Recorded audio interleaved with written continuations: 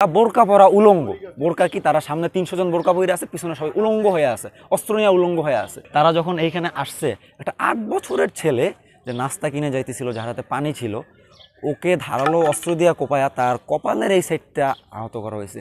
এর মধ্যে দেখতেছি পিছন থেকে সোহরাওয়ার্দী এবং কবি নজরুলের পোশাক পরা, আমি তাদেরকে ছাত্র বলবো না, পোশাক পরা কিছু সন্ত্রাসী আমাদের উপর হামলা করে। সে কি করতেছে, তার আইডি কার্ডটা বের করছে। এই আমার আইডি কার্ড, এই দেখো দেখো দেখো, আইডি কার্ড দেখতে পারিনি।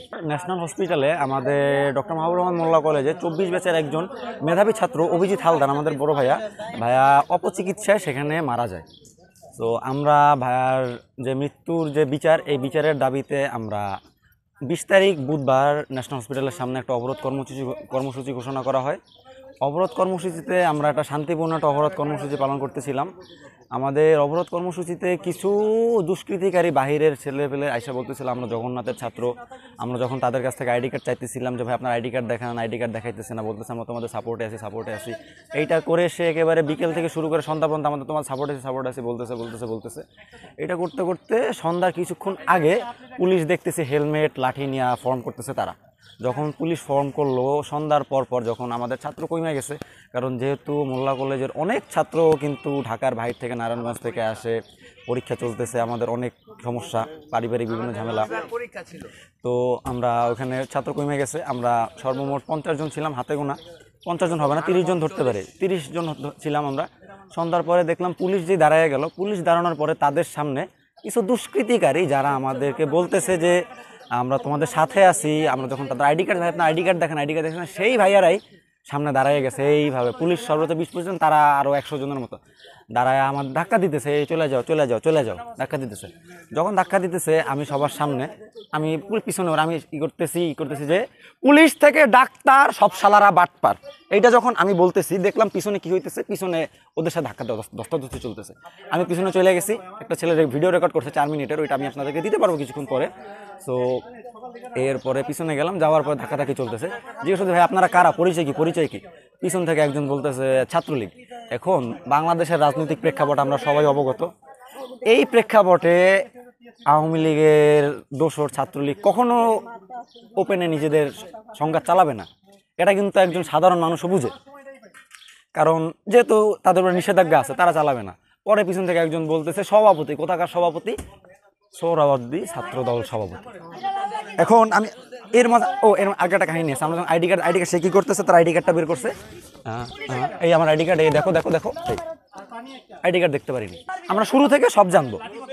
সো এরপর আমাদের উপর হামলা করা হয়েছে, আমরা দৌড় দিছি। দৌড় দেওয়ার পরে কি বলে পানির ট্যাঙ্ক যেটা আছে বাহাদুর শাহ পার্ক, ওইখানে ছিল সেনাবাহিনীর 2টা গাড়ি ছিল।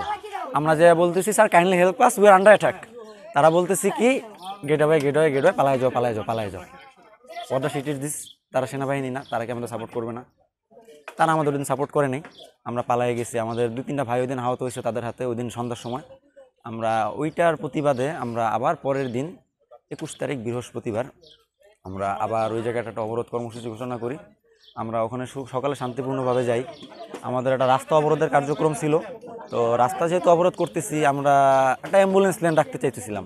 আমি সামনে ছিলাম একেবারে নবাবগঞ্জের ওইখানে, আমি অ্যাম্বুলেন্স লেন ফাঁকা করতেছি যে একটা লেন ফাঁকা থাকবে। এর মধ্যে দেখতেছি পিছন থেকে সোহরাওয়ার্দী এবং কবি নজরুলের পোশাক পরা, আমি তাদেরকে ছাত্র বলবো না, পোশাক পরা কিছু সন্ত্রাসী আমাদের উপর হামলা করে। কারণ তারা যদি আদৌ ছাত্র হইতো তারা আমাদের উপর হামলা করতো না। কারণ তারা কেন হামলা করছে? কারণ ওখানে গুজব ছড়াই গেছিলো যে ডিএমআরসির শিক্ষার্থীরা নাকি তাদের উপর হামলা করছে। এটা একটা নিতান্ত একটা গুজব ছিল। এই গুজবটা ছড়াইছে একটা দল, যারা চায় নাই আন্দোলনটা শান্তিপূর্ণভাবে হোক, তারা ছাত্রদের উস্কাইয়া দিছে। আমরা প্রথমত যারা উস্কাইয়া দিছে আমরা তাদের বিচার চাই। আর এইখানে কিন্তু একটা নাম বারবার উঠতেছে, সোহরাওয়ার্দী ছাত্র দলের শুভর নামটা বারবার উঠতেছে। আমরা শুভকে, আমরা তো শুভকে চাই। কারণ আজকে এত বড় হামলা গেল, শুভ কোথায় ছিল? শুভ তো পিছন থেকে মদত দিতেছে, এরা তো পিছন থেকে মদত দিয়ে পালাই যেতেছে, এরা তো সামনে আসতেছে না, কেউ তো ফেস হইতেছে না। আজকে এইখানে যে আহত হয়েছে কারা? এইখানে আজকে গতকালকে আহত হয়েছে কারা? ছাত্ররা আহত হয়েছে, সাধারণ জনগণ আহত হয়েছে। তো এরপরে যখন ওই হামলাটা হইলো, ডিএমআরসির ছাত্ররা সবাই আইসা দয়াগঞ্জের ওইখানে শেল্টার নিছে যাত্রাবাড়ির দিকে। আমি তো ওইখানে 1টা পর্যন্ত ছিলাম, আমি রাস্তাঘাট দেখতেছিলাম। আমি যখন ব্যাক করি তখন থেকে বাহাদুর শাহ বাস ধইরা বাসের মধ্যে থেকে ডিএমআরসির ড্রেস পরা ছেলেদের বের করে মারতেছে। পরে বিকেল ওইখানে আমার একটা সংঘাত লাগছে, কিন্তু ওই সংঘাতটা কিন্তু আমরা ভিডিও দেখতে যাই, কি এখানে বলে একটা মুরগিতলা মনে একটা জায়গা আছে, ওইখানে পুলিশ দাঁড়ায় ছিল। ওখানে কিন্তু হ্যাঁ মুরগিপট্টি ওইখানে কিন্তু পুলিশ দাঁড়াইছিল। ওখানে কিন্তু একজন সাংবাদিক একটা লাইভ দেখছি আমরা, ভিডিও করতেছিল, একটা টোকাই ফোন নিয়ে গেছে, ভিডিও করা যাবে না, ফোন নিয়ে গেছে, তার ফোন ছিনাই নিছে। এরকম কত হাজারো ফোন যে আমাদের 2 দিন ছিনিয়ে নেওয়া কিন্তু হিসাব নেই। আমার নিজের সেকশনের 5-6টা ফোন নিয়ে গেছে। একটা ছেলের নাম মনে আছে বৃন্ত সরকার, ওর ফোন নিয়ে গেছে বৃহস্পতিবারে। সো এই যে হামলাটা হইলো, আমাদের ছাত্র ভাইয়ের আহত হইলো, আমরা এইটার প্রতিবাদে আমরা রবিবারে আমরা সুপার সানডে ঘোষণা করলাম। সুপার সানডেতে আমরা কিন্তু শান্তিপূর্ণভাবে একটা অবরোধ কর্মসূচি ছিল। আপনারা যদি ভিডিও দেখেন, আমাদের হাতে কিন্তু কোনো ধারালো অস্ত্র নাই, কোনো দেশীয় অস্ত্র নাই, কোনো আগ্নেয় অস্ত্র নাই। আমরা শান্তিপূর্ণ একটা র্যালি করে গেলাম। আমরা ওখানে গেলাম, যাওয়ার পরে হসপিটাল কর্তৃপক্ষের প্রতি একটা ক্ষোভ আমাদের। এর মাঝখান থেকে কি হইলো, আমরা যখন করতেছি সোহরাওয়ার্দী থেকে ডিল মারছে, এরপরে আরও একটা কাহিনী আছে। সোহরাওয়ার্দী থেকে ককটেল বিস্ফোরণ করা হয়েছে আমাদের প্রতি, ককটেল বিস্ফোরণ করা হয়েছে। যখন সোহরাওয়ার্দীর ভিতর থেকে ককটেল বিস্ফোরণ করা হলো, তখন একটা স্পেসিফিক কলেজের ছাত্ররা, তখন ডিএমআরসির না, স্পেসিফিক কলেজের ছাত্ররা ওইখানে গেল, গিয়া ওখানে তারা হামলা করছে। এখন যে হামলার পূর্বে যে আমাদের উপর যে ককটেল মারা হলো, বোমাবাজি করা হলো, এটা তো কেউ হাইলাইট করতেছে না। সবাই তো হাইলাইট করতেছে শিক্ষার্থীরা গিয়া ওখানে আগ্রাসন চালাইছে, ডিএমআরসিকে হাইলাইট করা হইতেছে। এই ককটেল কেন মারা হইলো আমাদের উপরে? আমরা কি কোনো আগ্রাসন চালাইছি? আজকেও তো এইখানে আমাদের উপর ককটেল বিস্ফোরণ করা হয়েছে, এইখানে তো ককটেল বিস্ফোরণ করা হয়েছে আজকে। এটা কি আপনারা দেখেন নাই? আপনারা মানলাম আপনারা বুধবার বৃহস্পতিবার কোনো মিডিয়া নাই, বুধবার বৃহস্পতিবার কিছু হয় নাই, ছাত্ররা কি আমরা হামলা চালাইছি, আমরা এই করছি সেই করছি, এইটা যদি হয়ে থাকতো, আমাদের উপর যে গতকালকে ককটেল মারা হলো তখন তো মিডিয়া ছিল, এটা তো কেউ কভার করে নাই।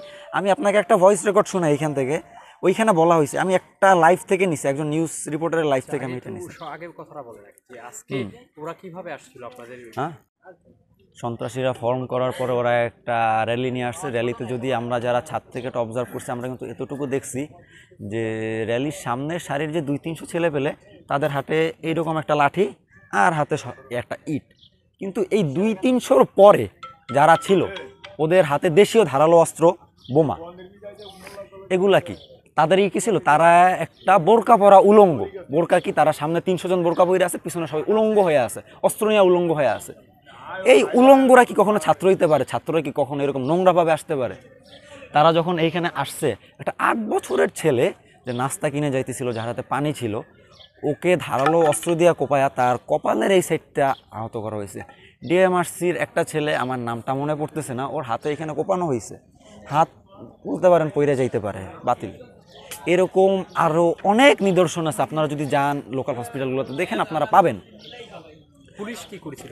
পুলিশের ভূমিকা এখানে নীরব। আমি তো আপনাকে শুরুতেই বলেছি, পুলিশ কিন্তু শুরুতে নীরব ভূমিকা পালন করছে। সেনাবাহিনী আমাদের কোনো সাপোর্ট দেয় নাই প্রথম দিন বুধবার। যদি তারা ওই দিন দিত আমাদের উপর, আজকে কখন সাপোর্ট দিচ্ছে? আজকে সকালকে পুলিশ ছিল কি? যখন পুলিশ আসছে, আপনারা কি ছিলেন না? দেখেন নাই কখন পুলিশ আসছে? যখন আমরা সোহরাওয়ার্দী ছেলেদের কলেজ থেকে ভাগাই দিয়ে কলেজকে আমরা দখলমুক্ত করলাম, আমরা কলেজ পরিষ্কার করার চেষ্টা করতেছি, এরপরে দেখতেছি ঝাঁকে ঝাঁকে তারা আসতেছে, গাড়ির বহর নিয়ে আসতেছে পুলিশ আমাদেরকে। কেন? সকাল থেকে গিয়ে তারা আমাদের সাপোর্ট দিতে পারতো না? আর সবথেকে বড় কথা, ডক্টর মাহবুব রহমান মোল্লা কলেজ একটি স্বায়ত্তশাসিত প্রতিষ্ঠান। এই কলেজে যদি 1 টাকার একটা চকলেট একটা ছাত্রের জন্য কেনা হয়, এই টাকাটা একটা ছাত্রের পকেট থেকে যায়। এই টাকাটা আমি দেই, এই টাকাটা আমার এখানে দাঁড়ানো ছাত্র ভাইয়েরা দেয়, এটা আমার বাবা দেয়, এটা আমার বাবার ইনকাম থেকে আসে। কেন? এই ক্ষতি কে পূরণ করবে? ওখানে মানলাম সরকারের প্রতিষ্ঠান, ওই ক্ষতিটা সরকার পূরণ করবে। এইটাকে সরকার পূরণ করবে মানলাম, সরকারের ট্যাক্সও তো আমার বাবা দেয়, আমার বাবা তো সরকারি ট্যাক্স দেয়, আমার বাবা কেন 2টা আগ্রাসনের ক্ষতিপূরণ চালাবে?